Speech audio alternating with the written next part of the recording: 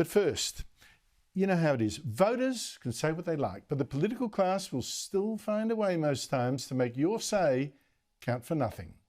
I'll give you an example. 6 weeks ago, Australians voted no to the voice, an Aboriginal-only advisory parliament written into our constitution. It was a decisive no too, 60%. And anyone who followed that debate honestly will know that the key issue here was that Australians did not want to be divided by race. That was the big message. Yet the Prime Minister still won't hear it. He's still twisting like a lawyer, saying, well, you know, you voted against the voice, but not against the treaty, not against truth-telling, which means, in fact, truth-telling, propaganda, really, about our wicked past. It's not truth at all. Will the Prime Minister confirm the Albanese Labor government still remains committed to implementing treaty and truth-telling? We respect the outcome that was made on October the 14th. Prior to October the 14th, I stood at this dispatch box and they were trying to say that what people were voting on was treaty. They might recall that. That's right. And I indicated at this dispatch box that that wasn't what people were voting on, that indeed treaty negotiations are underway at state level.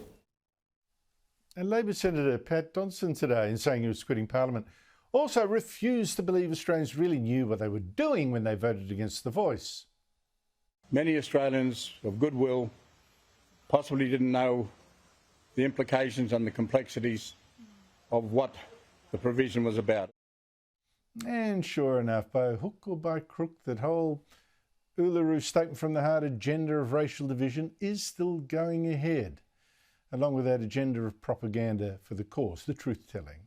And at what cost, by the way? The Victorian government, you know, that's woke central, has just said it's giving a huge park along Mary Creek to people who identify as the traditional owners. And the creek, of course, will be renamed. Now, just why even more of Australia should be given to such groups centuries after British settlement is becoming harder and harder to understand, particularly with increasing intermarriage. I mean, who really is Aboriginal? But to that other part of Labor's agenda to divide us by race, the supposed truth-telling, creating even a kind of commission of truth, isn't that ominous, called the Makarrata, which the Albanese government's already spending $900,000 to set up. Now, Indigenous Australians Minister Linda Burney last week said she's still keen on this supposed truth-telling. In particular, I'm hearing the importance of truth-telling. I am not saying I've got a model in my mind, but I am saying that what I'm hearing very clearly from Aboriginal communities is the importance of truth-telling. Now, this truth-telling is a con. Burney does not want the truth at all. I mean, if she was interested in the truth, she would say, actually, the stolen generation? Truth is that our courts have not found one single case of racist officials stealing Aboriginal children just for being Aboriginal. Not a single one. She would also not be promoting the fake history of fake Aborigine Bruce Pascoe, who claims that Aborigines weren't really hunter-gatherers, but farmers living in houses, in towns of 1,000 people. Yet Burney actually recommended that children read his debunked book, Dark Emu. The book that I recommend above everything else is called Dark Emu by Bruce Pascoe. It is revolutionary and easy to read. It's not a very long book, but it really turns on its head the notion that Aboriginal people were hunters and gatherers, and that was about it. So I'd recommend that. Now, I mentioned Pascoe and the fraud of this truth-telling because at our top journalism awards last week, the Walkleys, best documentary went to The Dark Emu Story. And that's a film commissioned by the ABC, funded by you taxpayers, that defends Pascoe and his fake history, which, by the way, is now taught in schools. I mean, this is extraordinary. I mean, you haven't even had Victoria's version of The Voice, the first People's Assembly, celebrating, congratulations to Bruce Pascoe.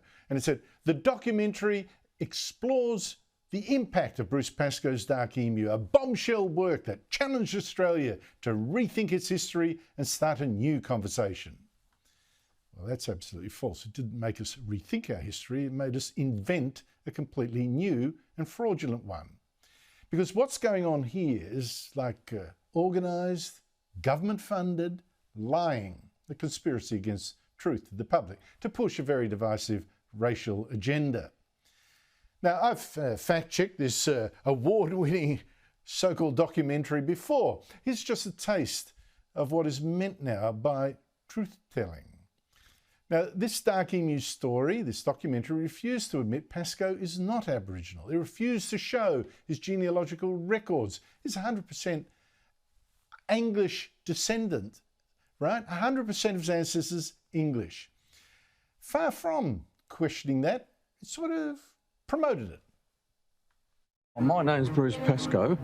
I'm Ewan Bunurong, Tasmanian man. Elders have said that they know who he is and they accept him as Aboriginal. In fact, two Aboriginal groups say Pascoe is a fake, is not a member of their tribe as he claims. But that was not mentioned in this film. No, it's smeared me instead for doubting Pascoe. Now, this documentary also refused to detail how Pascoe invented evidence for Dark Emu, and I mean invented, to falsely claim that Aborigines weren't mere hunter-gatherers, but in fact farmers living in towns. In fact, the film went further, showing someone claiming Aborigines were the world's first astronomers and the world's first engineers, even architects as well, building this simple fish trap of rocks in a river built who knows actually when. Our people, they designed the fish traps, which makes us architects. I would describe the fish traps as the oldest human-made structure in the world. Older than the Egyptian pyramids, older than Stonehenge. And this now Walkley award-winning documentary treated the most ludicrous propaganda as true. Indigenous knowledge systems are now understood to be the equivalent of the Western knowledge system. I mean, seriously? Western and Aboriginal literature and philosophy and maths and medicine and engineering and chemistry and physics, it's all equivalent? I mean, seriously? The next time the journalists who run the Walkleys tell you they're in the truth business, laugh in their face. And Linda Burney, if Pascoe is your government standard for truth-telling, then your truth-telling is a fraud that's meant to divide us, just what Australians voted against.